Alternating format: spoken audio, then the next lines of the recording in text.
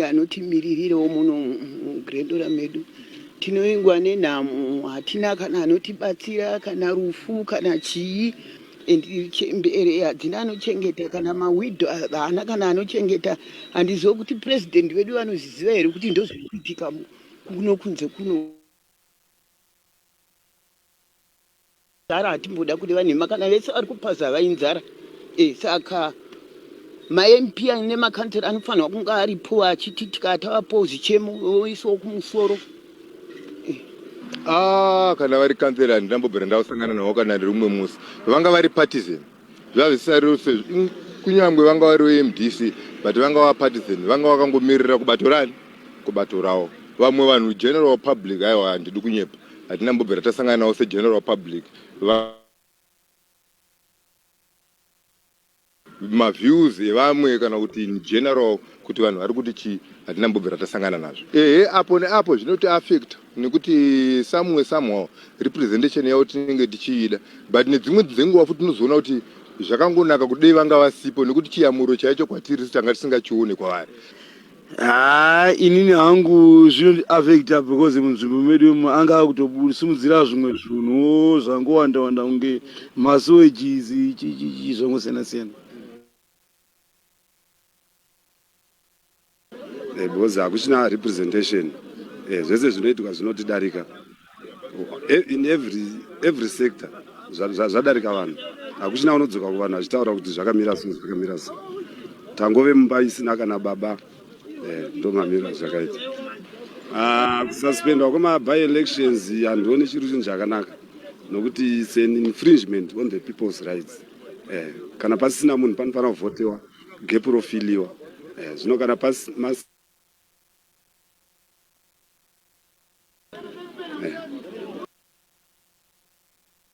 Thank you very much. I think you have gotten a sense of the views from the public. And some of the issues raised by the public are the issues that we're going to discuss today. Now, I would like to inform the audience that the panelists whom we have today are not going to make presentations.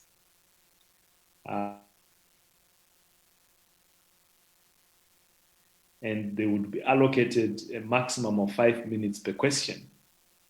And we have so many questions, which I think try to cover so many aspects of this subject. The questions are in two parts. The first part is the implications of Section 129 1K on civic participation and representative democracy. With the recalls that have taken place thus far. For convenience purposes, I am not going to continue saying Section 129 1K. I am just going to refer to it as Section 129. But you will know that I'm talking about Section 129, subsection 1, subsection K. This is important for me to be able to. It's 10 minutes past 6. We are hoping that we will be done by 10 minutes to 8. So the first question, I would like to pose it to Mr. Jacob Mafume. So you and your party were directly involved in the constitution-making process. Can you shed some light on how Section 129 came to be included in the final draft of the Constitution? In particular, he suggested this provision, and was it easy to reach consensus on the inclusion of this provision in the final draft?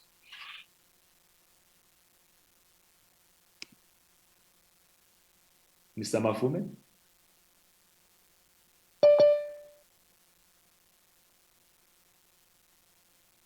Mr. Mafume, I can't hear you. If you are speaking, it might mean that your mic is muted.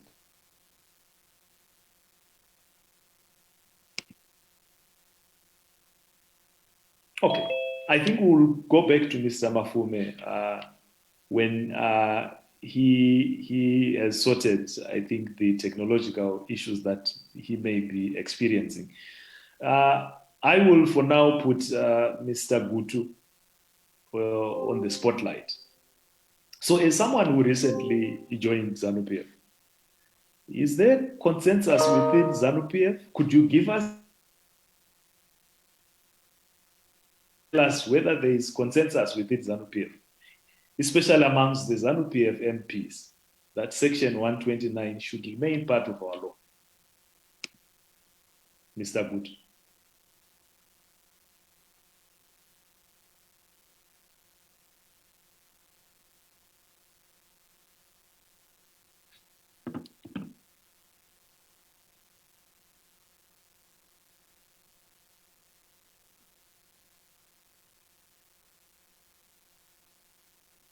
That our speakers might be experiencing a challenge. Is it just me, Rejoice, Ellen, or? They are not on the platform. They are not on the platform. It doesn't seem like they've joined. Right, Mr. Gutu, as runner of ZESA is connecting his generator. Councillor Mafume, I have no idea where he is, so we can continue with the present. Fine. I will return to them when they join us. Now, Dr. Gordon-Moore, do you think Section 129 is a progressive provision of law when one looks at it from a representative democracy and separation of powers?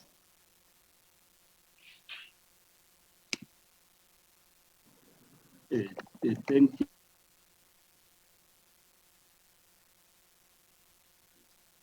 Section 129 of the Constitution of Zimbabwe is part of the Constitution of the Republic, agreed by Zimbabweans in 2013, so it's part of the law.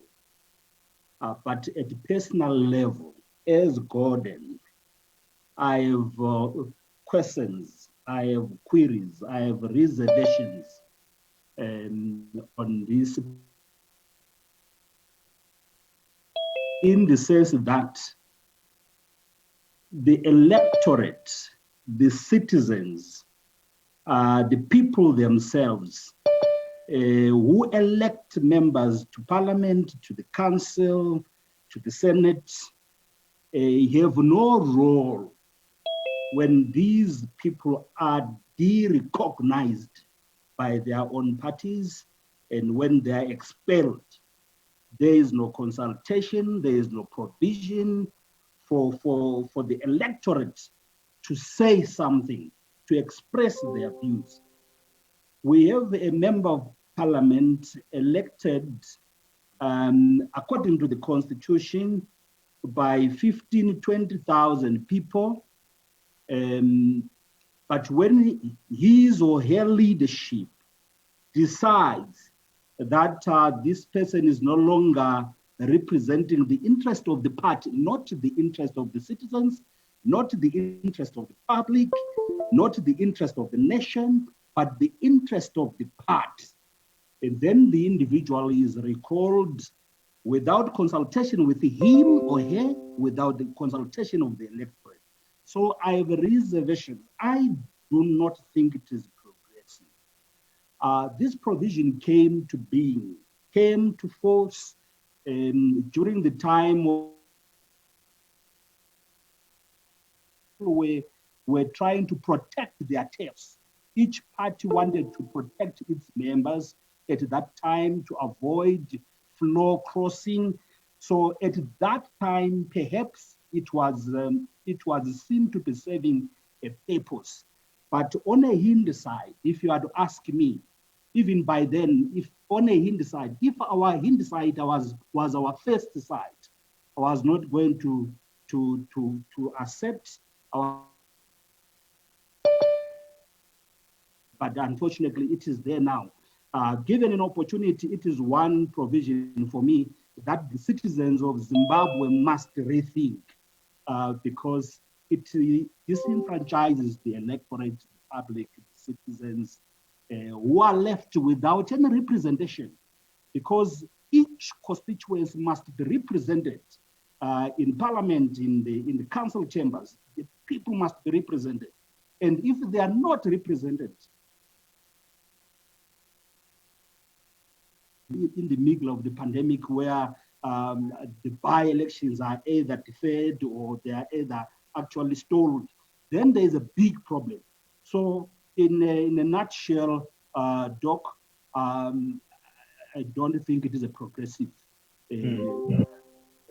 piece of law. I think we must rethink it. If it is going to continue to be on our books, then there must be a role for citizens. If the party must go out there and secure some signatories or signatures, I mean, to say, do you support this? Air out a survey and come up with signatures, 1,000, 2,000, which support you as a party, rather than simply say writing to the Speaker of Parliament and remove it. No, I mean, without consulting. I have a problem with that.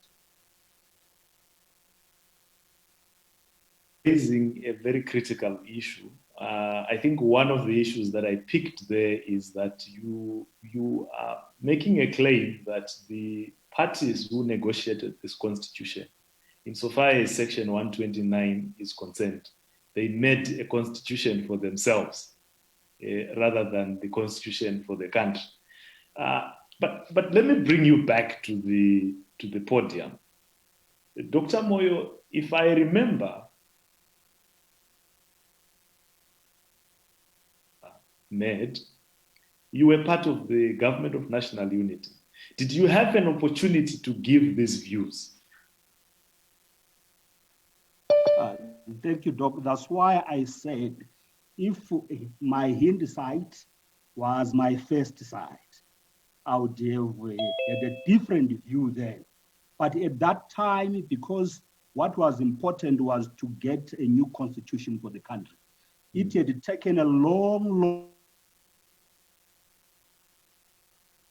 to agree on a constitution. There was a contestation on the constitution. So the political parties and the civic society and all the stakeholders in the country, there was this global agreement. Let's have a new constitution. So many of these things, like the provision or the article or subsection 129K, was not necessarily important at that time. What was important was the package. And I am not saying it was unimportant. I'm saying in the minds of the people, in the national psyche, there was this national agreement of a new constitution. So I was there. I did not use my hindsight. If I had foreseen that this provision was going to be manipulated, because it is being manipulated. I mean, let's be real. I think it is being manipulated. It was meant to protect the inclusive government. It was meant to protect the unity of the country. But right now, it is being manipulated right, left, and center. I think you have made your point, Dr. Moyo, and I appreciate. I'm not sure if Professor Madhuku is in the room yet, but if he is not, maybe Madhuku Chivas for the NCA to weigh in, because the NCA had a particular view about the constitution-making process. What do you think? Is this a good provision for electoral democracy, for representative democracy? And what does it do to separation of powers?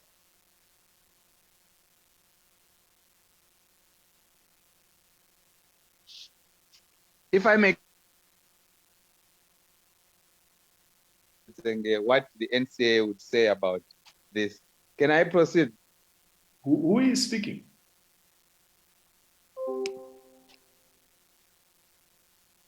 Hello? Fantastic, because your name was Galaxy M20. Welcome, Prof. That question was for you. So go ahead. Yes, I was there, I think, from the beginning. Actually, thank you very much, Dr. Mavedzenge, for, I think, comment really from the NCA head. There are questions that you were posed to Mr. Mafume, who is not here. And then I think Dr. Moyode has attempted. But in the process of his answer, he's actually showing why this constitution is not just a bad constitution, but also why it was wrong for politicians to just take it upon themselves to then say we are going to come up with a constitution for Zimbabwe. And I want to take particularly, he corrected himself, says in fact he wanted to say it was not important what that provision was saying, but he was separating the provision so from the constitution, as if there is something called the constitution which does not include this provision, and that there was this huge or big cry for a constitution. That is not correct. That's from the NCA perspective. It's not correct. The politicians were pushing for a particular type of constitution for themselves, which is why this clause, when it gets to be implemented, everyone gets shocked. And then when people get shocked, they get shocked because they never debated these things. And that's the lesson we must get.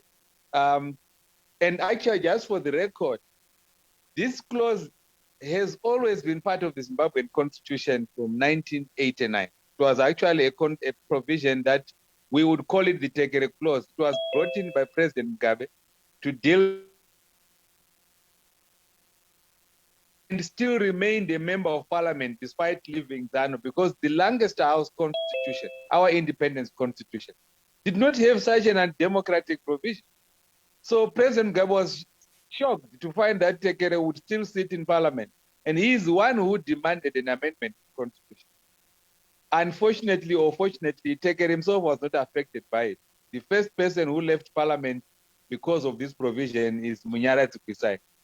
In other words, the first political in 2002. It's very important for us to know. So by 2013, it was already part of our law, and what would have been required would have been for Zimbabweans to debate it and then find whether they would like it or not. So I agree with Dr. Gordon Moyo when he says he doesn't like it, in fact, now, and that if he's given an opportunity, he would want. If Zimbabweans had been given an opportunity in 2013, this clause would not have been part of the constitution. Now, Dr. Mave, there are 14 ways in which a member of parliament may lose his or her seat. So it comes as K, but it starts in A. So if you start A, B, C, D, you go on until you reach K. Each of those ways are ways in which people lose their seat. So MPs would vacate their seats. This additional point is now put specifically to empower political parties. In other words, to say an election is about us as political parties. That's my view. I did it deliberately. He knows why I'm saying that, because we've been together for a long time. I want him to come open and say that it was a mistake in 2013 for the politicians of the time to have railroaded this constitution without giving Zimbabweans a proper opportunity to debate the constitution. Those are my submissions or contributions. Thank you, Professor Madhuku. But before I let you go, are you saying we should not have? It's a very difficult question, Justin, the question that you are pointing, whether we should have recourse. Ideally, that should be a question debated in a constitution-making process by the people and say, look, would you want a political system where you recall? Because a recall, by definition, means a recall by someone. So we should have recalls. It's not a question of whether we should have recalls. I think people will say they want recalls. If an MP has proven the interest, but it is whose interest? I don't think we should have recalls at the instance of political parties. But we must have recalls, I think, at the instance of a bigger body, which is, I think, what Dr. Mo is also saying. The Ugandan one, you justices have been studying constitutions very recently, and I'm sure you might know the recent positions. But I know that the Ugandan constitution used to provide a very clear provision for a recall, but this would be a petition by the electorate. It's a rigorous process which goes through to the very useful for Destiny to have run the initial point. There's one person there who said they were not missing their council because the councillor was elected for a particular political party. And then the councillor never went to anyone else. He became, I'm sure that councillor was a Chamisa Chetechet, that person, and so on. That's what that candidate was saying, that person was saying. So you are elected as Professor Madhuku, I think I will have to, you have to withdraw. I'm withdrawing. I think that I saw there were urban people that were speaking, and that the MDC controls. I mean, the councillor must be an MDC councillor, so I can withdraw the Chamisa Chetechet, but I must retain the fact that that person was saying that the MDC council in that area was not going back to the people. He was going back to the MDC people. That's what I want. And that's a very relevant point.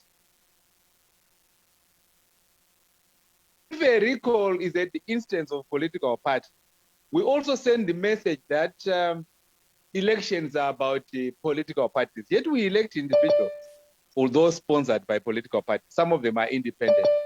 Who will recall Mr. Mulisco, for example, under the current constitution? There will be no one. But he's an MP in Norton. He may be doing very well. There might be people in Norton who think he's not doing well, but he's completely, as an independent, protected from a clause like. See my point. My point there is then you discriminate between MPs. If an MP is elected on a party ticket, then they are subject to recall. If they are not elected on a party ticket, then they are immune from any sort of recall. And I think these are the debates that we have taken.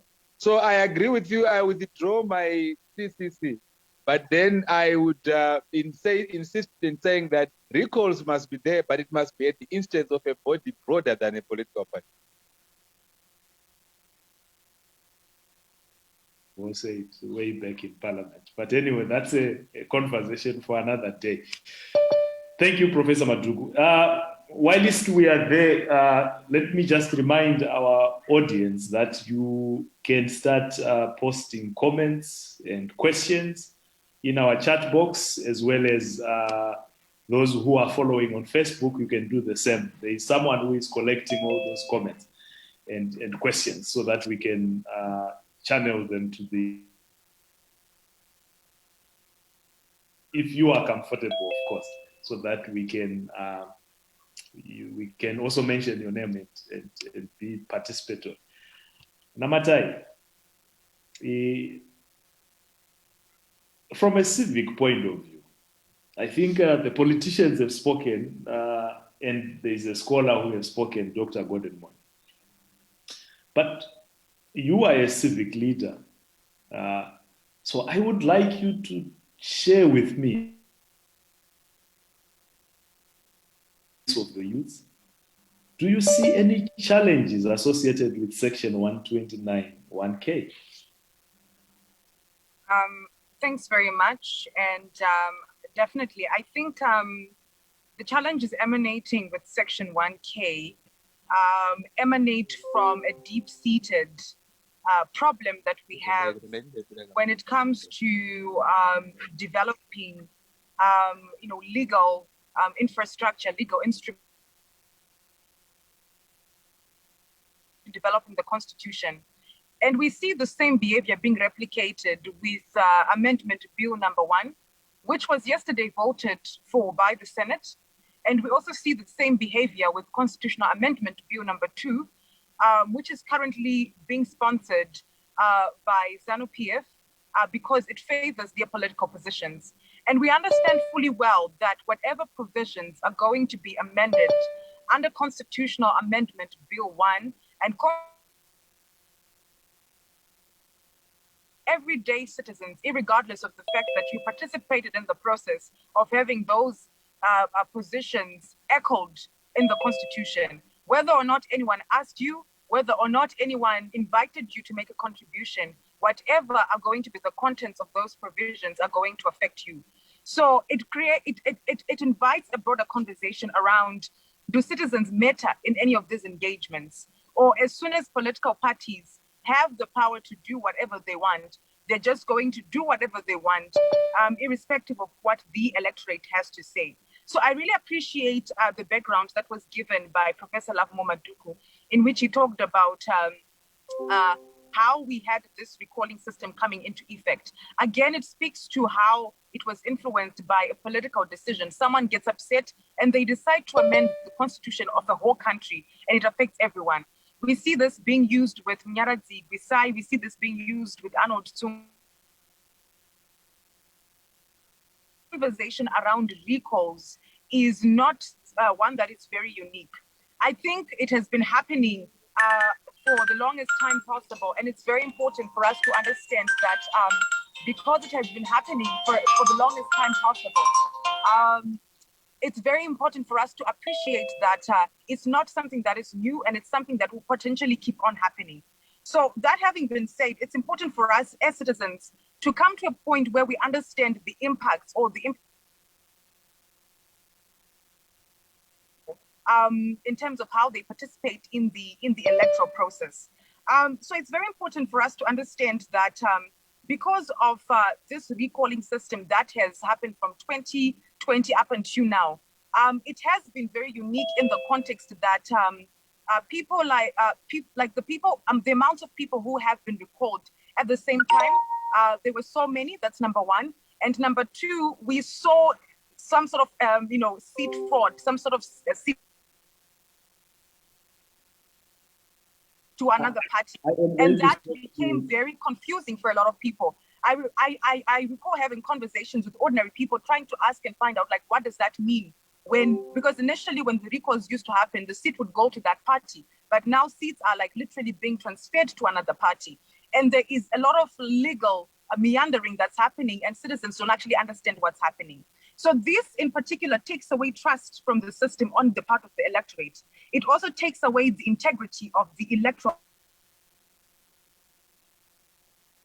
democracy. Because now when we look at how parliament is constituted, we look at parliament having Zanu PF MPs, and then we have MPs that got seats from those who were recalled. And these MPs are not representing anyone because they do not have the electorate backing what they are saying. We push this in terms of now putting in place legislation. If these MPs cast a vote for a particular piece of legislation, are their votes going to be effective? Because we understand that they are there to party, but not on the ticket of the people, who in essence are they representing? So I think that it then takes away the powers of the people to be able to make. I think you have made the point, and I think you've raised very, very critical points there, and I can see that you are also concurring with some of the views that have been shared by Professor Madhuku. I want to ask you a question, Namatai, which I point because on your account you no longer have a lot of time.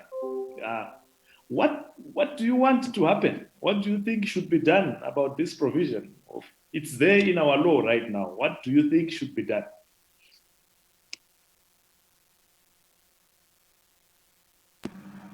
All right, thanks very much for the question. So I think what should be done in this particular context is to have an alignment Constitution to the Electoral Act. I think there is a very genuine misalignment between the recalling clause in the Constitution and the Electoral Act. And this is what is taking away the credibility from our electoral process. It's very important for us at this moment to start embarking on a consultative process to establish a better recalling system, one that is endorsed by the electorate and not one that is being forwarded and sponsored by political parties. Because at the end of the day, during election season, then they are dumped. From then onwards, it's up to the parties to do whatever they want, however they please. The electorate should be involved at all of these levels, and it's very important for us to embark on a process that consults them on how we can establish a better recalling system. In other words, Namatai, you are calling for a constitutional change. Did I hear you correctly? We are calling for a citizen-driven constitutional change. I think one of the things that we have, number two, is that the process is not citizen-driven. It is sponsored by the executive and it is sponsored by politicians. We would rather have a process where citizens sponsor these amendments. I'm going to stop you there because I want you to engage with this question.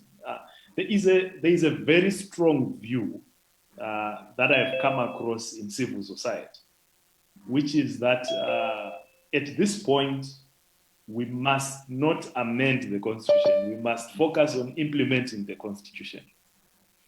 So how are we going to do that when we are saying today we want to amend this particular provision? There appears to be a conflict there. Or are you saying you wouldn't agree with a so-called principled position that the Constitution must not be amended?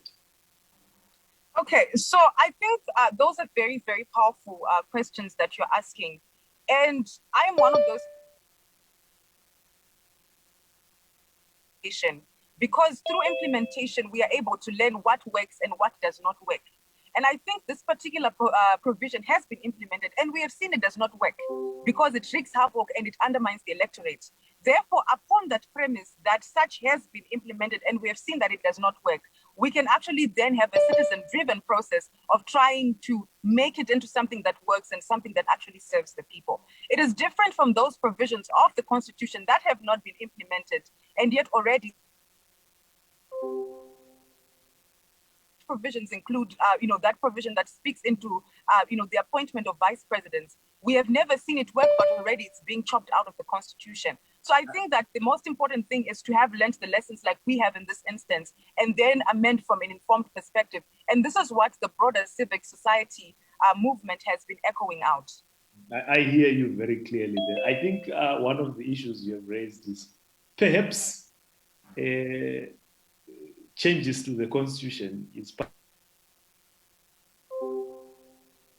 of the people is taken into account substantively, and as long as the changes are in the spirit of furthering or implementing the values that are there in Section 3 of the Constitution.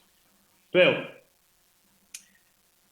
women have been marginalized from politics or from participating in politics for a very long time. If you have been able to get elected into parliament, do you think this particular provision in Section 129 affects efforts to promote women's participation in politics, if at all it affects women's participation in politics? Thank you. First of all, I just would like to just say thank you for the invitation. I realize this year that ZESN is celebrating its 21st anniversary of its founding, and it's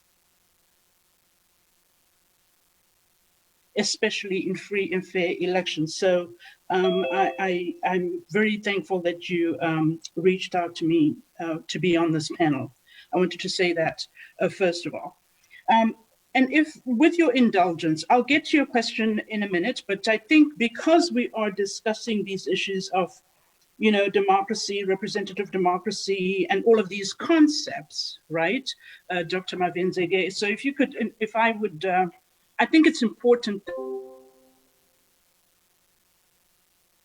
just to define these concepts, because what I find in the debate and the discourse in Zimbabwe is that many people are coming from, we are a diverse community. And so I think if we have a basic understanding of what these concepts mean, then that might be a basis to begin a constructive debate. So let me begin by, first of all, kind of defining what do we mean when we are saying a democracy. And my view is that at the moment, Zimbabwe does not have a healthy democracy. In a healthy democracy, those affected by any decision ought to have a say in it. And that is certainly not happening in Zimbabwe in a constructive, genuine, and transparent way. In terms of a representative democracy, in comparative politics, the definition of a representative democracy is the conception that politicians and institutions are understood to represent the electorate, who nevertheless can constrain their behavior through periodic elections and other forms of participation. And these other forms of participation include such things as peaceful protesting, peaceful demonstrations, and taking part in public meetings and being a part of this. Now you are marginalized in Zimbabwe. And the issue of gender equality and gender representation was also brought up in the International Observer reports following the 2018 elections.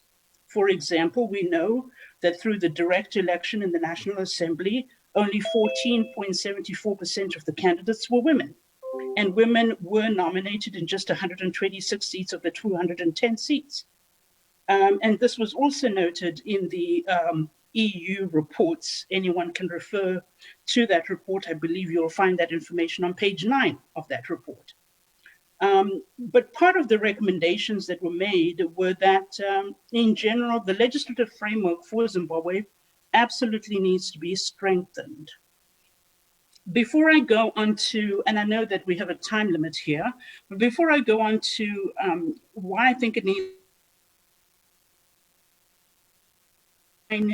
the issues of free expression and the issues of freedom to assemble and so on. And I know that Zimbabwe has been under these lockdown restrictions, but those should not have prohibited or prevented people from assembling or from expressing themselves. So in essence, the definition, these are, civil liberties, and the definition for civil liberties is that it's basically a constitutional and legal protection from government and interference from personal and so on, a part of that.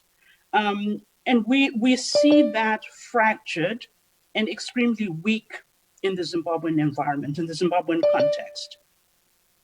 So women, I think, to have a successful and healthy democracy in Zimbabwe, women absolutely have to play a role. Women must be at every decision-making table. They absolutely need to be included. And I think if you take a look at all these structures, and we've been having this discussion about the constitution and so on, Zimbabwe's constitution and its laws are not aligned. It is significantly important, and I think I categorically disagree with Mr. Madhuku when he says that we have a bad constitution. That constitution certainly improved certain things for Zimbabwe. Be strengthened. It needs to be improved upon. Constitutions are not those things that you amend every now and again. And basically, for our audience, if I give you the definition of what is a constitution, it is essentially established as the foundational laws, and is intended to form the basis for democracy. And one of those forms of constitution is to express the values of the Zimbabwean society, but aspirations, those things should be visible and identifiable in our constitution, the aspirations of the people. So the very foundation of our political institutions is located in the constitution. So we have a good constitution, it just needs to be improved upon in that constitution. And for right now, I'll rest that as my contribution for now, unless you have additional questions for me. I hear you, Pearl, and I'm very sure respond, but I will give him the floor later. Pearl, you have touched on a lot of things. a lot of aspects of governance, elections. But now I want you to sort of focus on the section 129 1K. What should we do with it? And I would like you to be brief in responding. What should we do with it? If you were to be asked today to give as an opinion maker, and they say, what do you think we should do with it? What were you going to, what would be your response? Okay, my response would be every aspect of the Constitution, including Section 129, needs to be a reflection of what the people want. Because those who are sitting in Parliament, including the ones who were recalled, they were elected by people who sent them there to represent. So one weakness, one absolute weakness evident in the Parliament of Zimbabwe is how they consult the public. Even as you have seen time and time again in all the public consultations, including all of the amendments and so on, they are not done correctly, effectively, and not enough citizens are consulted. And so you asked me about Section 129. It certainly needs to be amended, the MPs should not have been recalled. I question the letters that the Speaker of Parliament received, how those could even have been accepted. And so even the judiciary, why has the judiciary not come out and made any more? We can have some, participation. They have a moral duty, a moral obligation as the judiciary.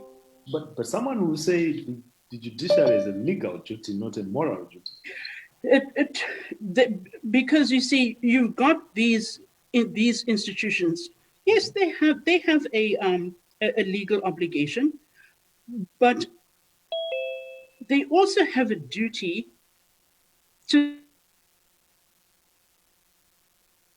It is a moral obligation, because for every time that they look away, for every time that they are silent, for every time that they do not review or provide a judicial review of the issues going on, then they are complicit. They are absolutely complicit. And we should question them. The electorate should question them. The people of Zimbabwe should put them to task, and they should express themselves. There should be freedom of expression. The government has no right to stop the citizens and so on, despite even the COVID-19 pandemic. Zimbabwe is not unique to the COVID-19 pandemic. At that point, at the beginning of your response, I will come back to you and then you can further develop. But I think you're raising critical issues about constitutional changes, the process that is followed. I think on the role of the judiciary, I think you're also raising a very interesting perspective, which I'm sure the other participants would like. Mr. Mafume is back. Welcome back, sir. I had the first... Thank you so much. Sorry. Yes, no problem. In fact, you were supposed to be the first respondent. And I would like you to be sort of straight to the point on this one, because the other questions are coming. Now, we have had a conversation since we started about Section 129, 1K of the Constitution, and various the dominant view seems to be that this is a bad provision of the law. You, Mr. Mafume, and your party were directly involved in the constitution-making process. Where did this provision come from? Who suggested it? And was there consensus amongst the parties that this provision should be retained in the final draft of the Constitution? Well, that in the Constitution, and one would think that it is a consensus document, as it were. And I think part of the problem with the Zim laws and the Zim institutions, the fault is not in their existence. It is in the bad faith in the way they are implemented. So the fact that certain clauses are there does not give you a license to implement them in the most illogical and bad way that you can implement them. It's like agreeing, let's agree that we have a constitutional court. It doesn't mean we agree that the constitutional court should give bad judgments. If you agree that a certain instrument or power should be given to a certain body, you are not agreeing to that power being abused or being done in a bad way.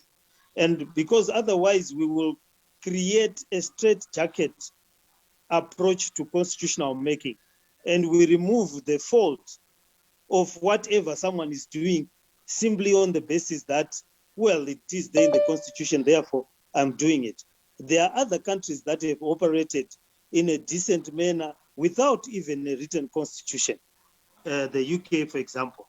There are other countries that are operating in the southern region without written constitution as much as this one is being written. Botswana and all these other countries are using constitutions that are adopted a long time ago. When it comes to Zimbabwe, it would appear that we mistake a constitution or the absence or the presence of a particular clause to a license to behave badly. So I think the society and to do things that are bizarre and that are not normal in any other civilized society. In any other civilized society, it is not normal for someone to just rock up at parliament without a dispute like what has happened with PDP and simply say, I'm the Secretary General. No effort is made to verify, to ascertain with or any judgment that has indicated that, and you already have people taken out. You then have these things happening over and over again in bad faith. If someone were to write a letter and say, I'm ZAPU, and say the people who are in ZAPU are going against Davenga's wishes, who are still in Zanu PF, are going against Davenga's wishes of going out of Zanu PF. Whose powers are being abused and are not being done in good faith. So I think you are there. While you are there, I would like to. You obviously raising very critical questions around political culture and fidelity to the constitution and so forth. Are you saying, Mr. Mafume, this provision of the constitution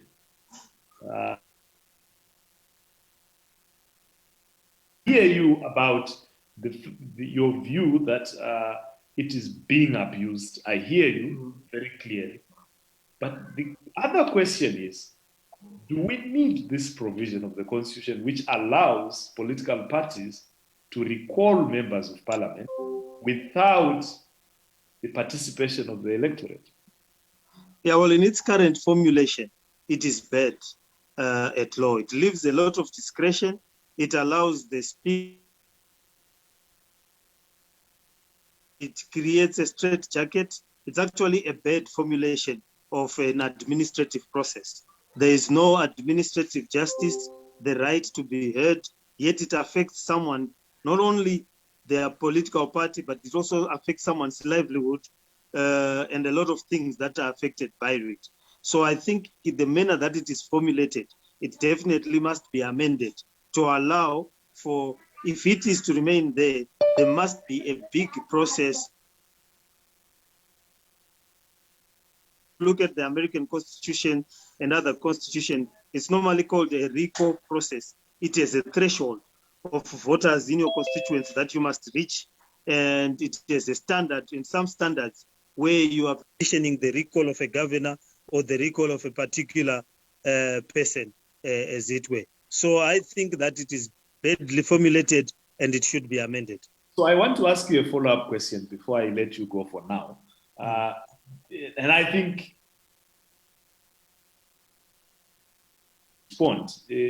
when you were temporarily disconnected from the platform, there was a view that the parties who negotiated the constitution basically negotiated a constitution which suited their needs.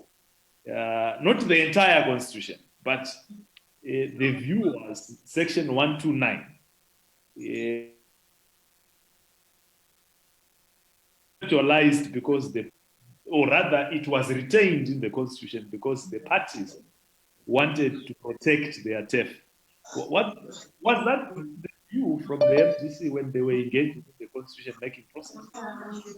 No, certainly not. A recall provision is a provision that exists in many constitutions. It is not a selfish constitution. It is actually a constitution that says to a politician, you can be made to account. It's a clause that says to you that there are other processes. People put you there, you have not been put permanently in a position. It is supposed to be a clause or for goodness or for accountability in other constitutions. But in this particular case.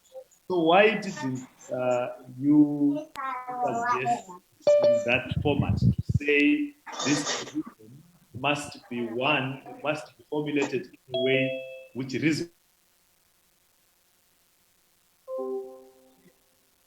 Yeah, we should have been a bit more careful. The problem is sometimes when you do constitutions, you do not assume that the office bearers of the clauses you put will behave irrationally. One would not have assumed that the speaker would go berserk to the extent of destroying his own parliament. Look at what happened with the Senate vote on the constitution now. It is a North Korean type of parliament where everyone will vote the same position in the image of the ruling party, where there will be praise and worship and agreement on everything. We did not provide or did not foresee that there will be that irrationality in the implementation or in the exercise of the offices of the office bearers. But it is a lesson, probably a lesson learned a bit late. But the good thing, we are still alive, the constitution is still there, and we can revisit some of the issues and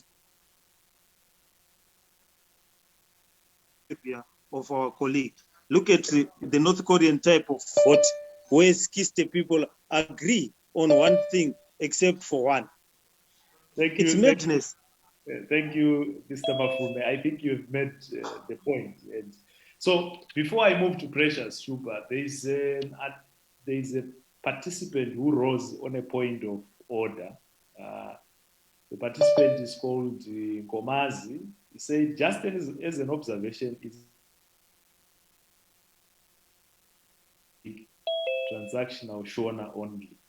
I would like to assure you, Ngomazi, that we will be using a neutral language, which is English throughout. Precious, you again are a civic leader, and I know that you lead an organization that brings together residents and ratepayers in Harare. Affect residents and ratepayers, and as you could have seen, you may have seen in the snippets of video clips that were run by Zesing, there were some residents who expressed some views. Tell us, because you could possibly be an authoritative, you could possibly provide an authoritative view given your interactions with residents. What do the residents feel about this provision and its application?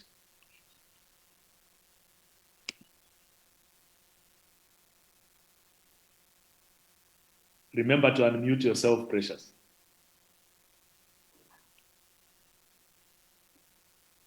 I think you are still muted.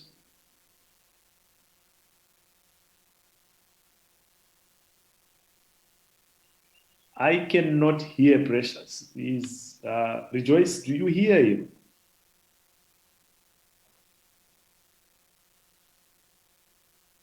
Yeah. Okay. So whilst we are trying to fix the technological issues that are affecting Precious, is Obert back in the room? Is yes, he still? he is. Yes, he is. He's back. Yes. Mr. Gutu, you were supposed to be the second respondent when you were temporarily cut off. Now I want you to.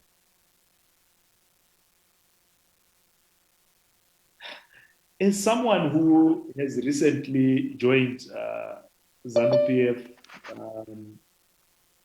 and potentially interacting with some people within Zanu PF, could you indicate to us whether there is consensus within Zanu PF, especially among the Zanu PF MPs, whether there is consensus that Section 129 1K is a good provision which should remain part of our law?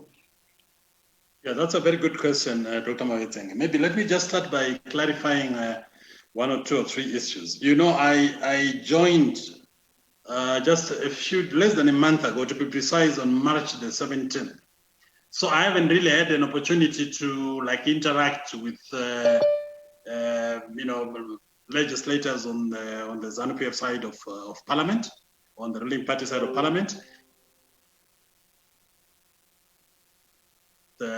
Some of the few members of Parliament and perhaps even cabinet ministers and deputy ministers whom I happen to know on a personal level. So I don't think I'll be truthful if I say or try to give a synopsis of what the ruling party side of the equation says about this recall clause 129 1K of the Constitution. Suffice to say that look, I don't view of that particular clause. Yes, you are a lawyer. You are a lawyer by training. You are a politician. Yes. If you were to give advice to ZANU PF, hypothetically speaking, let's say you are appointed in the legal office of ZANU PF, what would be your advice to the party? Look, Justice, I would like to take us back to say, look, at the end of the day, there was that, I don't know whether I should call it organization or I don't know, I'm failing to get a suitable term. There was COPAC, which was mandated to come up with which literally ran the process of, the constitution making process, culminating in the adoption of that constitution in May, if I'm not wrong, May 2013, when it was formally constituted into law after the referendum, where more than 90% of the people who voted in the referendum voted yes. So I happened to have had Professor Madhuku, when I was following on Facebook on my phone, raise some very pertinent issues to say, at the end of the day, this was a politically driven constitution, because COPAC, let's face it, let's admit the fact, Dr. Mawetsenge, COPAC was basically driven by the two MDC then, before these various factions and sub-factions, when Dr. Machangire was still alive. So yes, this section, I would say, was one of the sections that was adopted unanimously by the people, because it was more like consensus across the political divide to say, how do we deal with members of our parties who would have either left the parties or literally, not follow the party line. Go close, being maintained or being brought back into the constitution, in the 2013 constitution. So I would say, yes, I don't see from a personal point of view, Dr. Mawetsenge, I honestly don't see any problem with that clause. Why? Because you are basically saying, look, if you are a member of a political party and you are elected into an elective office under the auspices of that particular political party, quite honestly, it's like in any organization, maybe the soccer club. I mean, there are certain rules and regulations that you have to abide with or abide by. And my argument really, or my submission is this: look, if you then want to deviate from either membership of that political party that sponsored your election into either a parliament or into a municipal office in local government, then the best thing you have to do is to say, look, comrades, I am dissociating myself from membership of the party. So what? Joining this other party, or I'm forming my own party, or I'm becoming an independent, and then you recontest either as a member of another party, or a member of your own party, or as an independent. Elections are very expensive to participate in. Very expensive. When you look at it, Justice, I know you are quite experienced in these things. You know, the studies on constitution and democracy as such. Democracy doesn't come cheap, Justice. Democracy, what we look at as the more advanced democracies. Look at the United States of America, for instance. They had an election in November 2020, and now already they are planning to actually campaigning for the midterms, which are coming next year, 2022. And after that, 2024, they go back to another election. So, I mean, that's the cost of democracy. Democracy is not... Yeah, I think you've made a point, but before I let you go, yes, because there have been issues that have been raised here. One of the issues may be good, as you are saying, but this provision may also have its own inherent weaknesses. But I agree. There is a view that the provision is being manipulated, especially by the ruling parties and PF. Now, look, I want you to respond to those views, but in the context of this question. So some of because those views are given credence by this fact, some of have openly declared that they would like to see Zimbabwe becoming a one-party state. Mm-hmm. Do you think this is appropriate in light of the values underpinning our constitution, particularly the value around multipartyism? And doesn't this also give credence to the perspective that the misapplication of 129(1)K is part of the objective to... I actually like that question, Dr. Maiteng. You know what? I have not been in ZANU-PF long enough to really understand what I want to call the ZANU-PF political DNA. And at the same time, I actually have no mandate. I have no local standard in this particular conference webinar to speak on behalf of ZANU-PF. So whatever I'm articulating, really I'm articulating from a personal point of view and maybe from a legal practitioner's point of view. So what I'm basically saying is, I think where it is not even there. Someone goes to the pub and they drink themselves to madness. They go back to their houses. They engage in domestic violence. They will blame ZANU-PF. Somebody gets into a car, drives recklessly, gets involved in an accident. They will blame ZANU-PF. Okay. What I'm just trying to say is, we see, or some people tend to see the end of ZANU-PF everywhere. When you look at how these days of, let's go back a few years ago, Munyaradzi Gwisai. Professor Madhuku raised the issue of Munyaradzi Gwisai, and he said, and rightly so, that Munyaradzi Gwisai was actually the first victim of this recall thing, or this recall clause, after the Tekere days. So we are simply saying, if people are having problems in their own party, there are all these factions in MDC. I know that because I was in this party from 2000, thereabouts, from the time it was formed. I know there are factions. I know there are factions within factions. So when you look at it now to say, who was recalling these MDC Alliance members of parliament from either the National Assembly or the Senate. It's the other faction or factions of the same party. So how then do you see ZANU-PF getting involved? Unless ZANU-PF is so powerful that they will enter into our systems, they invade our brains,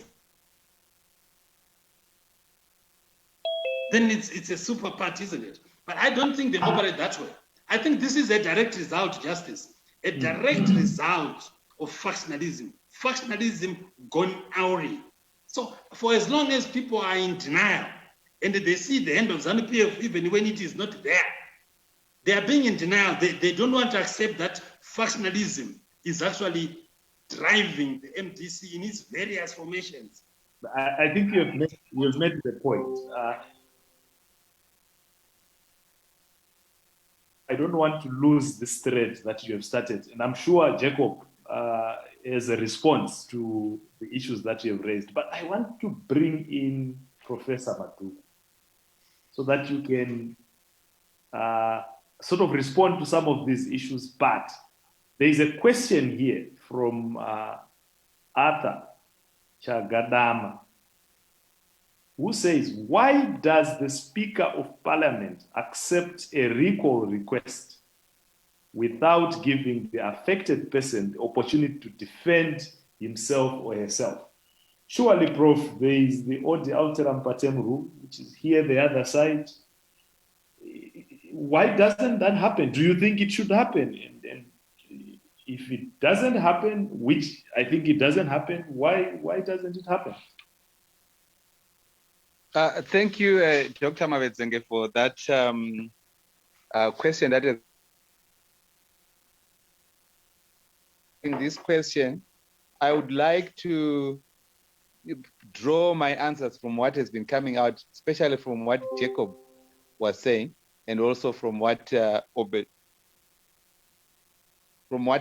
was saying. Let me start from this position that if we follow closely what Jacob Mafume was saying, he actually loves that provision, because he doesn't want to come out openly. He loves the provision. He simply believes that the provision is being misapplied. I have listened to all his attempts to try and come up with, but he's clearly saying, look, political parties must be allowed to recall their members. They should be able to do that. I think that Obert is also saying the same thing, that the only problem with this provision, from Jacob's point of view, it is because it is being misapplied. In other words, if we follow Jacob closely, he thinks that the speaker might be the problem. Because it is the political party that is splitting into all these different factions and so forth. When I indicated earlier on, my position was that the clause itself, the very idea of allowing political parties to recall a member of parliament elected, is what I would think, and that's what the NCA thinks is wrong.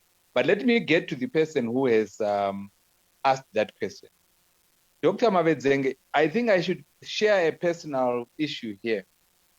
I was the first that had been affected by that clause in the Constitutional Court. And today I must clarify that I've had 3 clients in the Constitutional Court. The first group of clients that I had, it was Didmas Mtasa and Themba Muliswa, who had been recalled from ZANU-PF. And the argument I took to the Constitutional Court was more along that question. My clients, Didmas Mtasa and Themba Muliswa, had actually Ignatius Storm. They also were arguing that they had not been given an opportunity within ZANU-PF to challenge their expulsion. We were told by the Constitutional Court that that clause does not have room for that.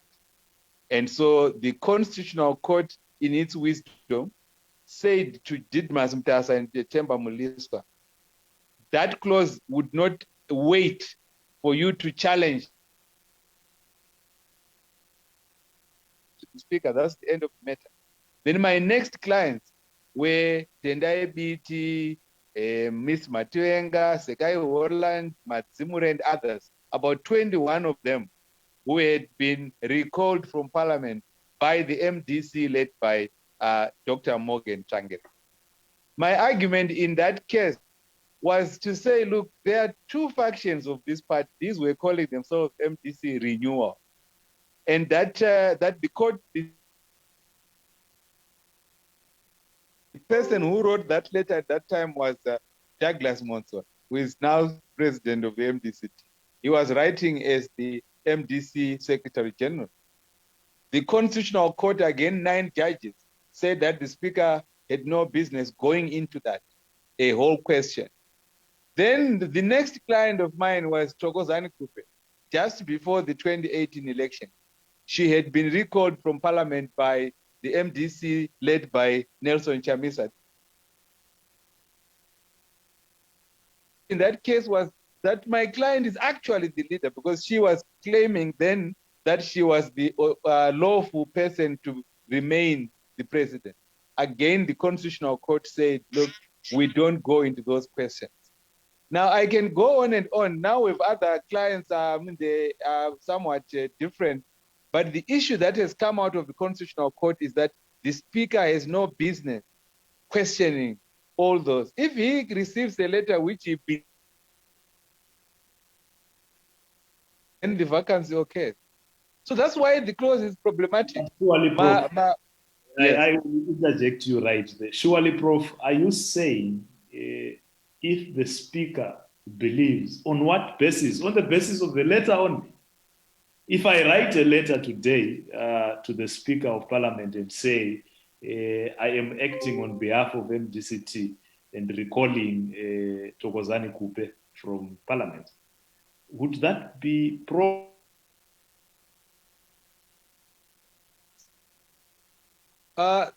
good question. Obviously, you must not be recalled by a party other than the party to whom you belonged at the time of election. But who decides that this letter is coming from? Let me take you to my first example. Who decided that Ignatius Chombo's letter was the authentic letter from Zanu in the first case that I told you about? Or who decided that Douglas Monzola's letter was proper letter? Because those clients in person to write the letter. Then in the third case, Thokozani Kupe was saying it ought to have been from her, not from Morgan Comey. Now, if you get in and bring in, I know the case that you have in mind and what many people have in mind, is this letter that was written by a person saying that they are the Secretary General of the PDP, the one who recalled Jendai and the other 5 people. And I think people are saying, well, the Speaker ought to have known that this gentleman is not. So, unfortunately, it is not me saying these things. It is the Concord that has said, the Speaker gets a letter. He simply reaches a conclusion that this letter is the appropriate letter. If he believes it's the appropriate letter, then the vacancy occurs. But I'm sure you can go and challenge the Speaker one way or the other. But that is for the court to determine whether the Speaker was, the belief was sensible or not.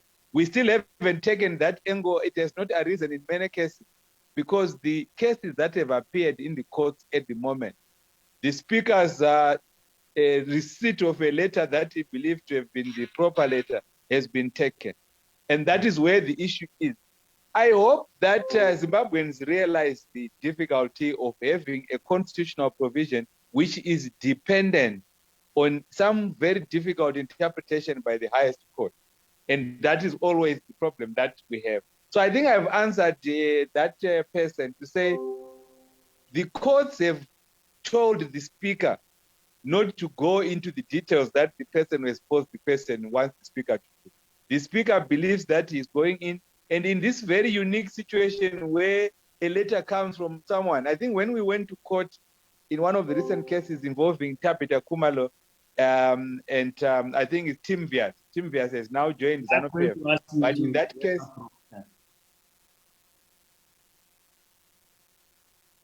this question.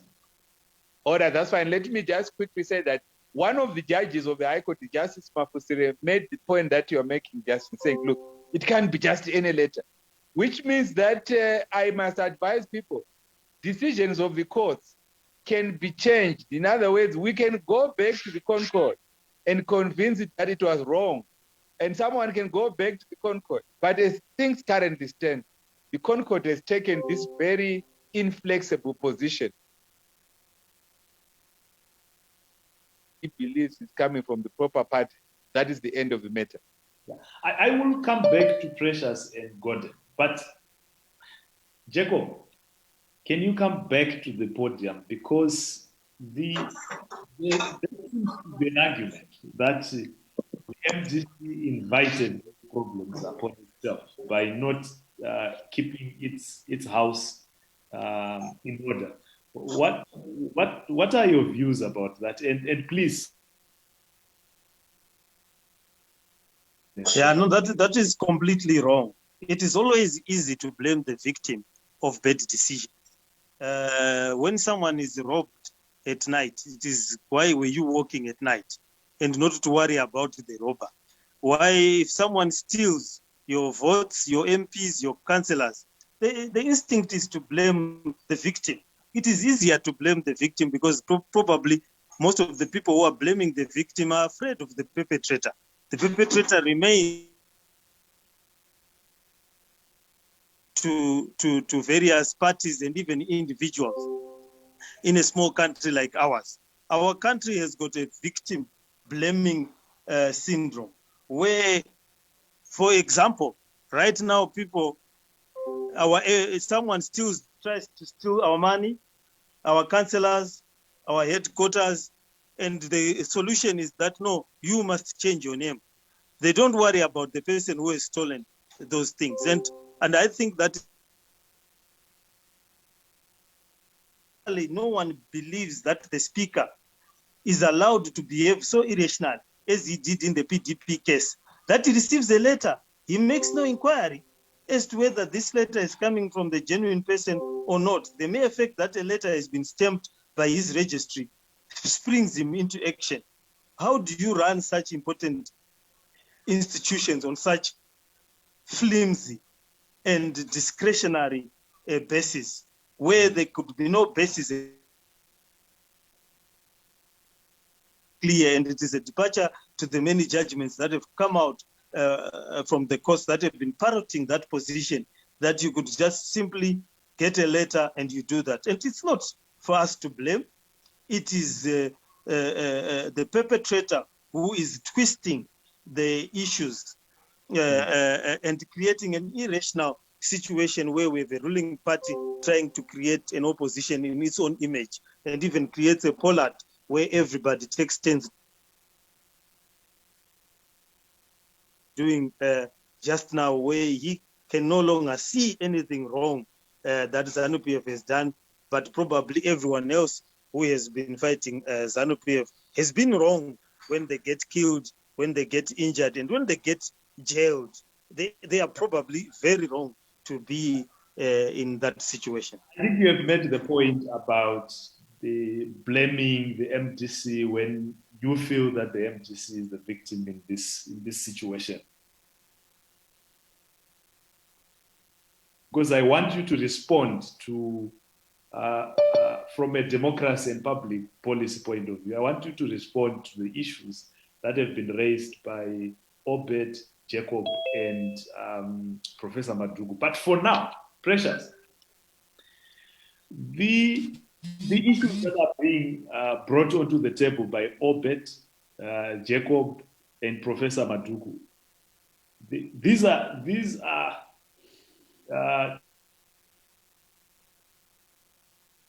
in nature. They are making reference to decisions of the court.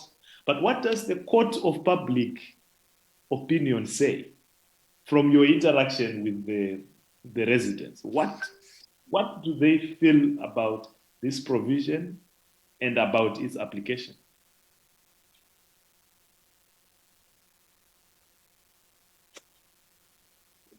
Thank you very much, Doctor. From the communities, before the recalls, residents were disgruntled that their elected councillors and a majority of their members of parliament were not coming back to them to give feedback of what they were doing. The meetings that they witnessed in the communities were being convened by their respective political parties.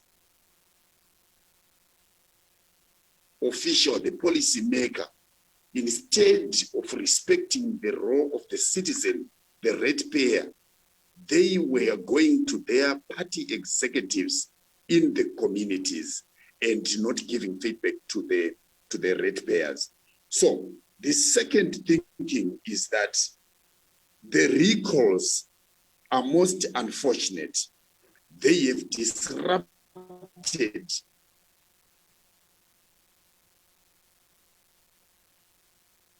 processes.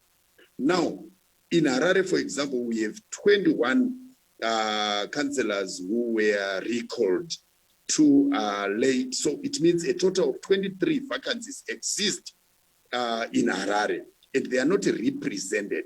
And Harare is around 8 council committees. In those committees now, there are around 4 or 5 councillors, and the majority of the councillors that remain, a lot of them to play oversight, to play representative role for the ones that are not currently represented. So what we are witnessing is that the quality of debates in council chambers has significantly declined, meaning to say some of the councillors that were recalled, their voices are gone. The people in their communities who should be participating in are no longer involved in that process. It means when the council committees meet as policymakers, the 23 wards are not represented.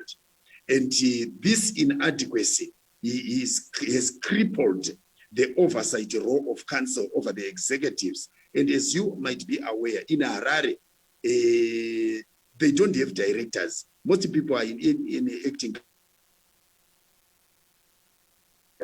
The situation created is now like it's a crisis. And on the budget formulation process, the 23 wards were not represented. That is why recently, as an association of concerned residents associations, we issued a statement demanding that by-elections must be held now, because when the people are not represented, they are removed from a full council are being made. They are being removed and excluded from processes of council committees where decisions affecting them are being made.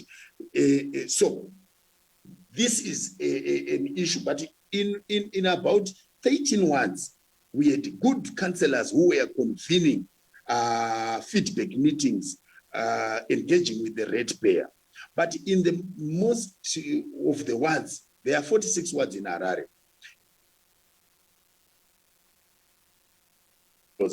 were engaged in illicit land deals. They were involved in their party business. They were not concerned about the ratepayer. So the recall, in a way, is brought back this issue about what is the caliber of the councillor that must be elected to represent the people. What role should the political party play? But Precious, you are touching on something else, and I have to ask you this follow-up question. You seem to be saying the councillors should be accountable to the electorate who elected them, right? But this provision gives the political party the right to recall. Are you in a way saying role to play in the recall of councillors, or Because if you read our constitution on the founding values and principles, that is under section 3.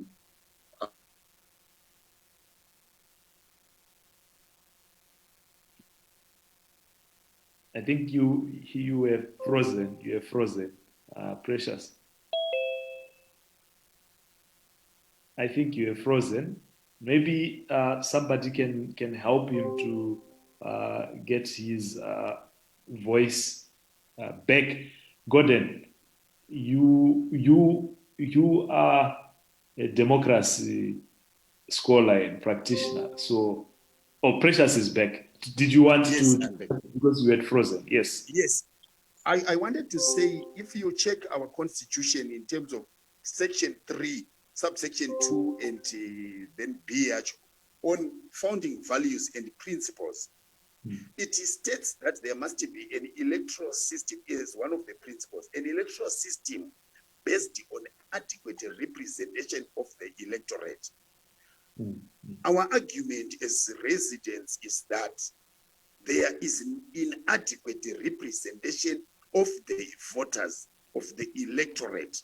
Therefore, the section 129 has removed the people from the process of recalling their member of parliament or councillor, chairperson or mayor of a local authority.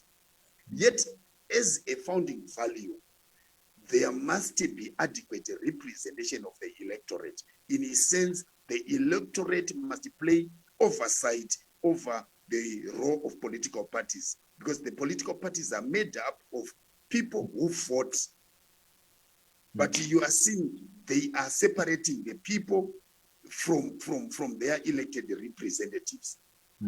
I am going to stop you there. Namatai, I want you to, and Pearl, I want you to prepare. But for now, Gordon, give us a reaction to, and there have been sort of political arguments that have also come from Precious. What does political science say about these things that Jacob was raising, basically saying the MDC is a victim, Obert saying the MDC invited these problems upon itself, Precious saying may have provided an opportunity for the residents to choose their representatives afresh, but also he says the provision is terrible because it conflicts with one of the values, founding values, and it doesn't give the residents and the citizens the right to choose whether the MP must or the councillor must be recalled. What are your thoughts?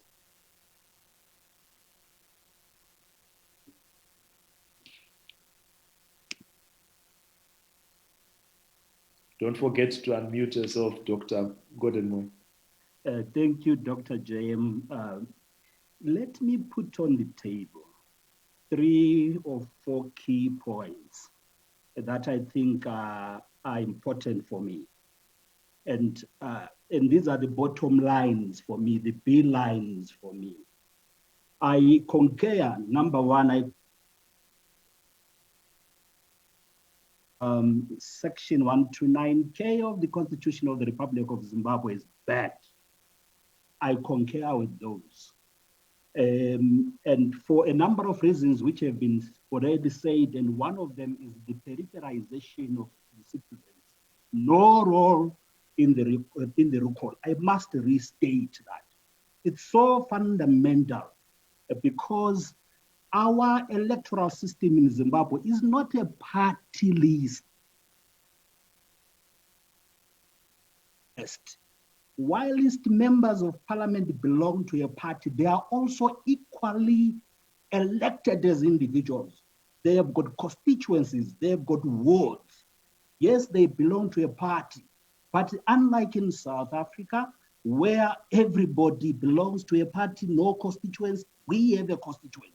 So the constituencies must have a say. So number one, that's number one for me, and I concur with the colleagues. Is bad, this law must be transformed. There must be a change in that law. Number two, what has this created? This has created the mumu in parliament. When you know that you can be recalled, you have no mind of your own. The party leadership has rented the space in the minds of the MPs. We have to speak of your leaders.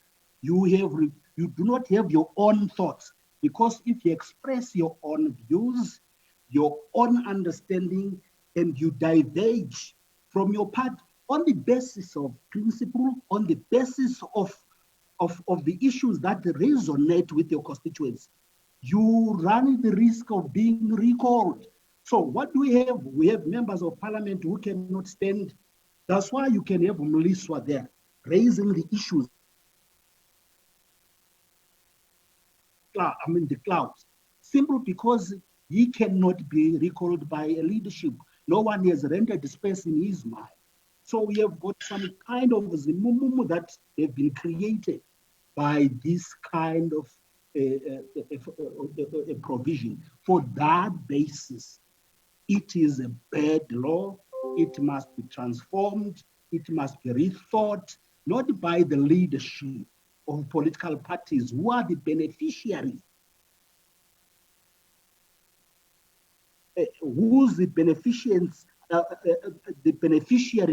are the leaders, the political elites of either the opposition or the ruling parties. So that's a problem for me.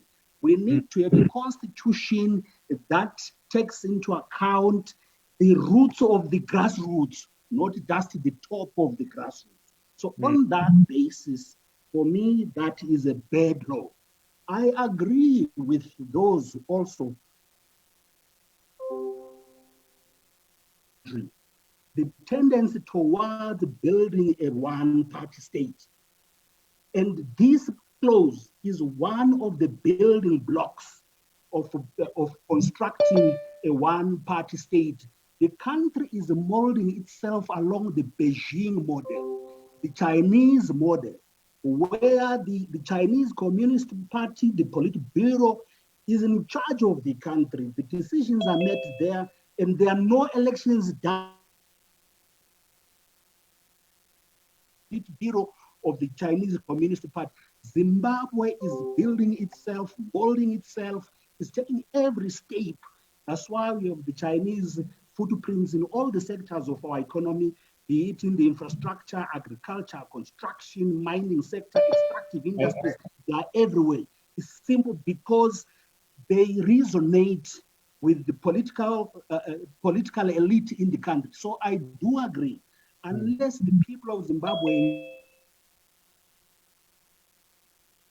engage each other, by the way, I am for the engagement between the members of the ruling party, the opposition, civil society, everybody to engage in order to stop this party, one party state construction that is going on. These are my views for the time. Yeah, thank you very much, Dr. Moyo. I think you saying things that are quite concerning, quite scary. That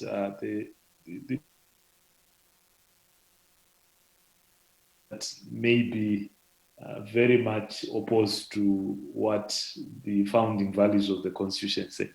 Namatai, there is a question here, which I think, let me put it to you as context for my next question. So, Bekitemba Ndebele on Facebook says, if any party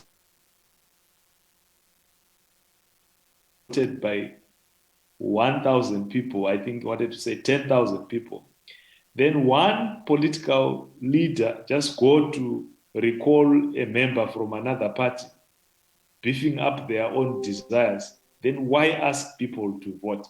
There are typos and so forth. But but I think you get the point. Now, to what extent does this section 129 motivate the electorate? Does it cause the electorate to demobilize? What impact does it have on generally on citizens' motivation to participate in elections? All right, thanks very much for the question. I'm not going to turn on my my camera because my network is a bit unstable. I think the response, the answer to your question is actually in your question. Already, I think apathy, particularly from young people, in which they were asking themselves, why should we vote? Because at the end of the day, we know the result, and at the end of the day, your vote doesn't count. And basically, this speaks into the broader conversation around the credibility and the integrity of the electoral process. And as long as people do not trust that there is credibility, there is integrity in the electoral process, then they are naturally disinclined to engage in such a process. In this particular section is emphasis on loyal to the party as opposed to loyalty to the electorate. And as long as elected officials have more loyalty to a party and not their electorate, then naturally it is going to cause a demotivation to participate on the part of the electorate. So I think that it reaffirms what citizens have always echoed, that your voice doesn't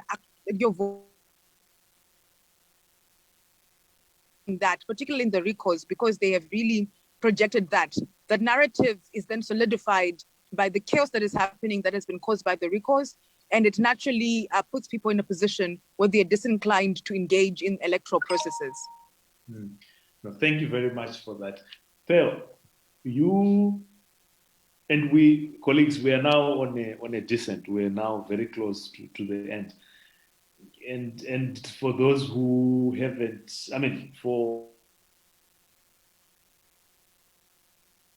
because you're going to get an opportunity to do that in 1 minute. But before that, Phil, you spoke earlier on about broader issues of governance that are affecting our country.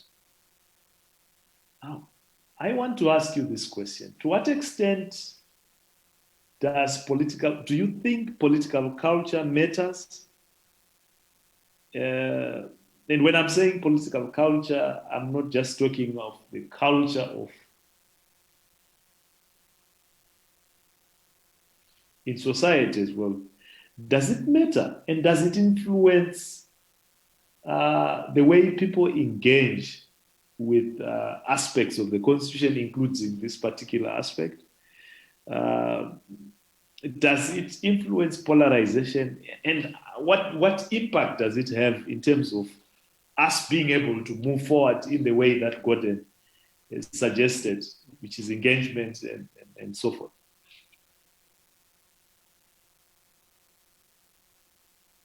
If you are speaking, Pearl, you need to unmute yourself. Thank you very much, Dr. Mavenzera, for that question. Let me put it to you this way, okay?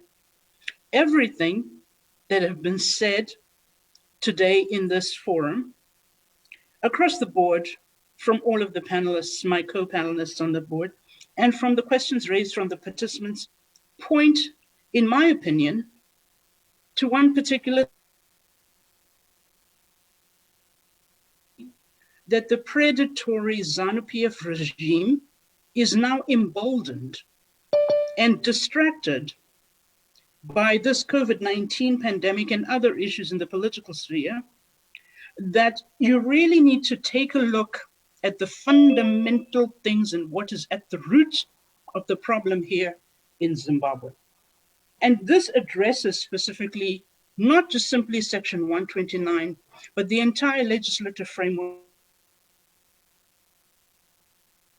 Its preservation in Zimbabwe is at stake.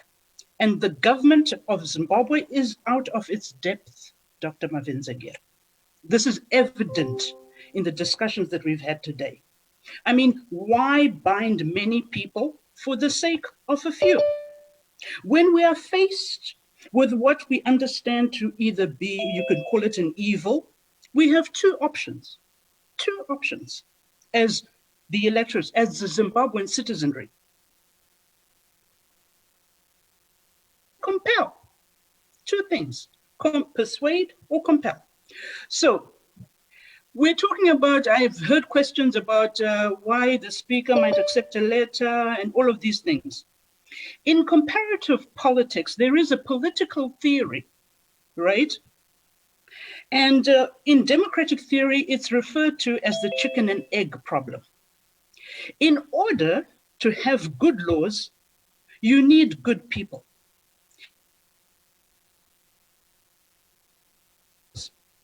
This is present in all societies, but starkly evident in Zimbabwe.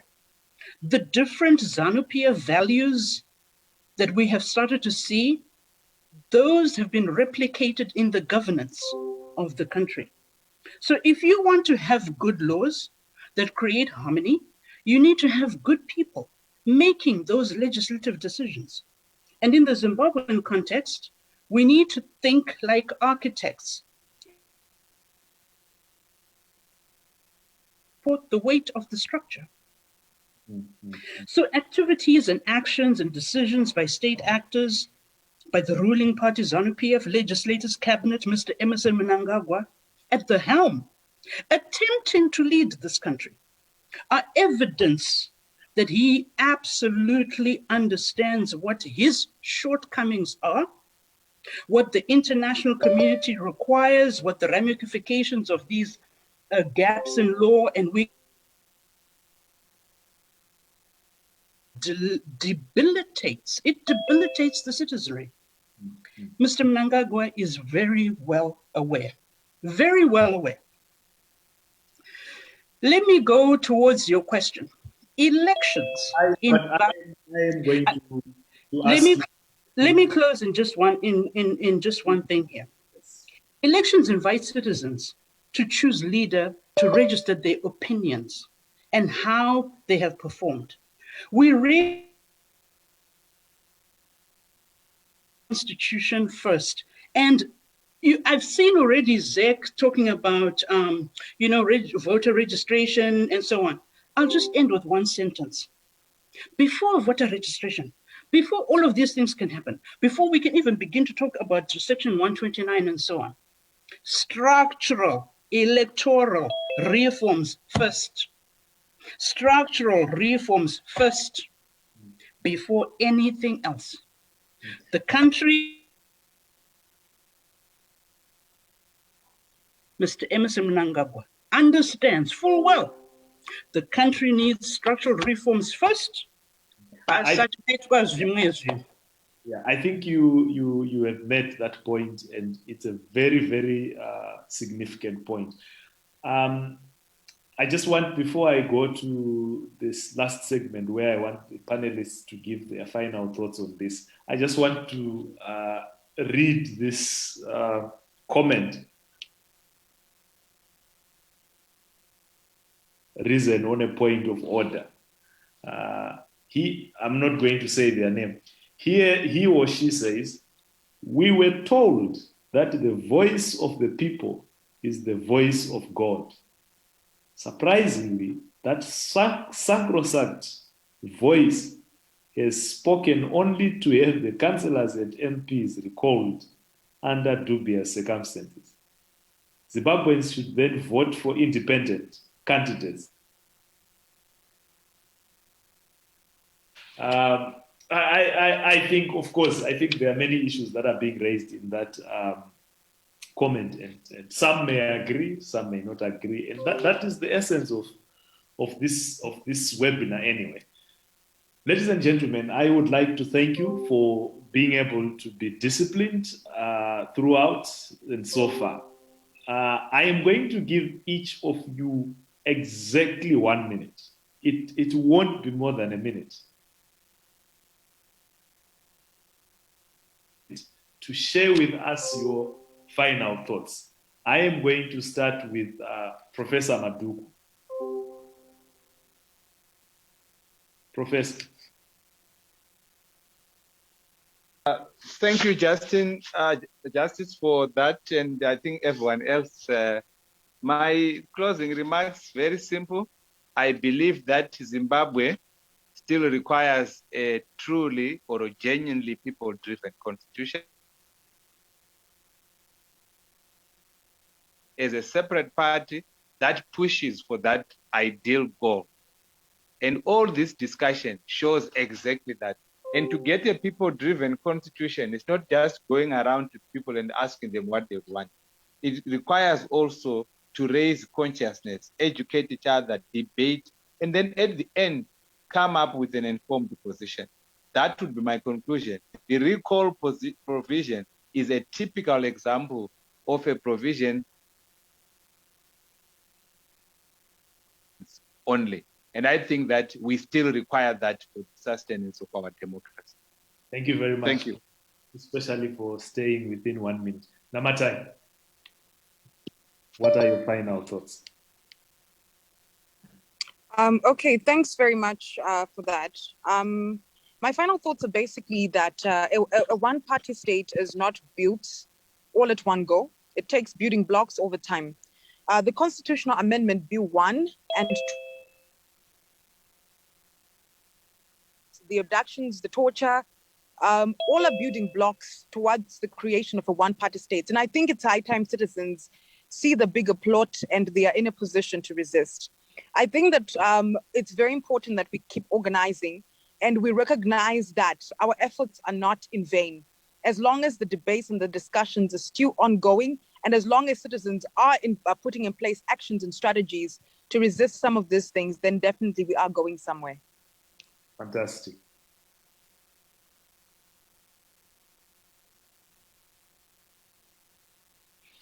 Pearl, what are your final thoughts? Remember Thank you very much. Thank you very much. I'll try to be as succinct as possible here. Having taken into account everything that the rest of the panelists have said and what all the participants who took time out of their day, Dr. Mavenzere, to come and listen and be part of this very important topic. First of all, we must understand and realize the have on the ruling ZANU-PF party, and particularly Mr. Emerson Mnangagwa in the decision-making process that he has across the country. That's one point I want to put here, that it is very, very relevant because these countries are also adversaries, the biggest adversaries of the United States of America. I want to talk and touch a little bit about defectors and people who flip-flop between one political party and another political party. It is very important to understand the concept. We describe them in politics as path dependence, because the further along that they go to join another political party, they constrain their own future options.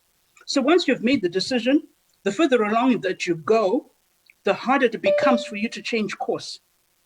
So you can, although you can. You have been muted, Pearl. Okay. I was just saying that I was just talking about defectors and people who flip-flop between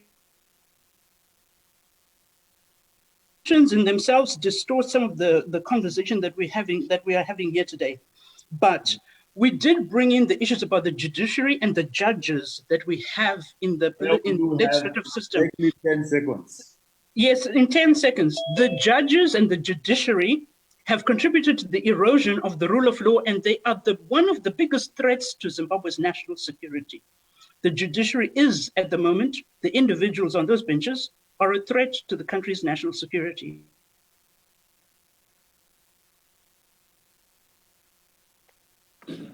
Thank you. Service delivery has been compromised by feuding political parties. Proportional representation members of parliament are replaced on a party list. It should be the same with when we have these recalls. We must have by-elections held immediately. Possible, there is a need to reform the processes so that recalls are not used by vindictive and malicious politicians to settle their internal matters. They should not affect the citizenry. Thank you.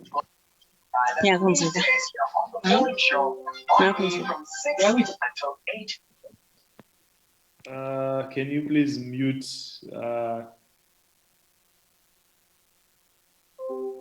Obert? Please come in. Remember to unmute yourself. You are muted currently.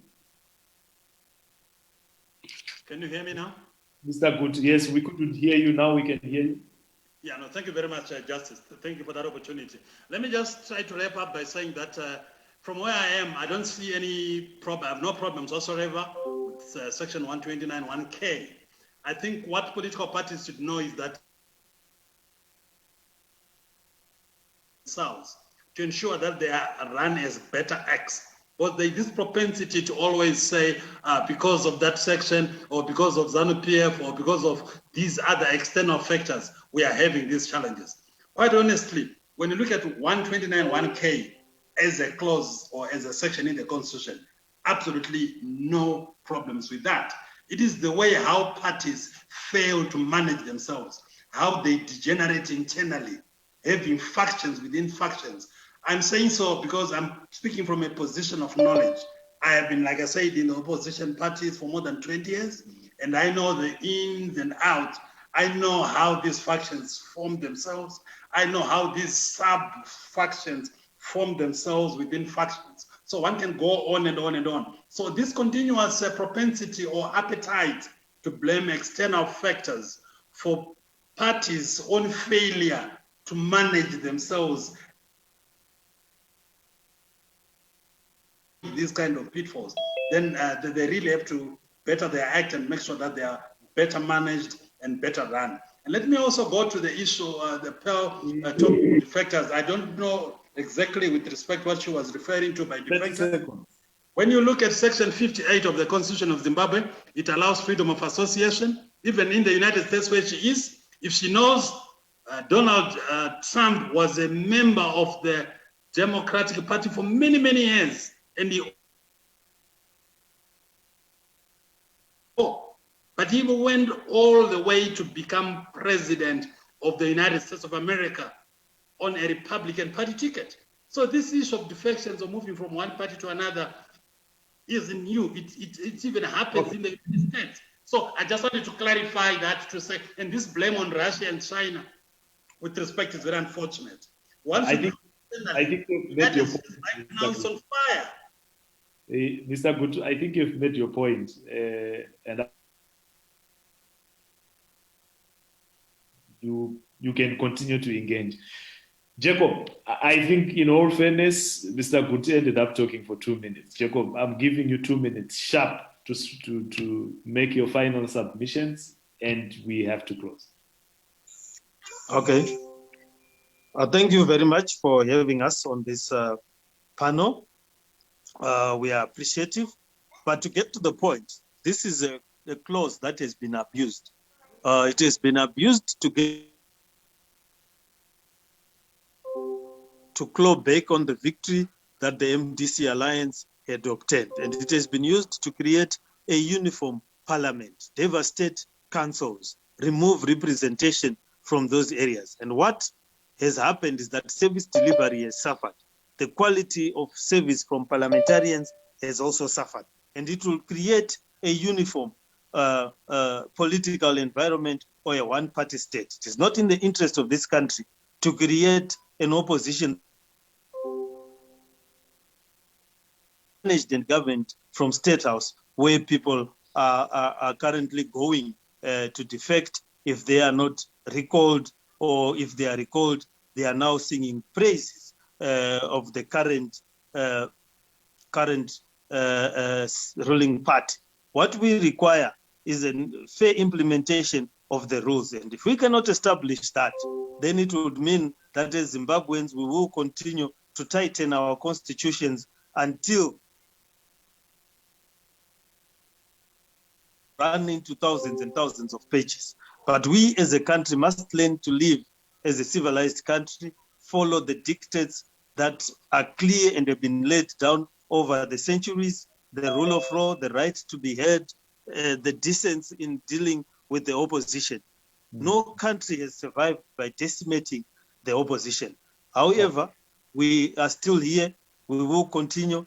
And once they get over their fear of holding by-elections, because I know they are fearful of by-elections and they are afraid of the MDC, yet they keep on saying that they are not afraid. And when Obert Gutu realizes that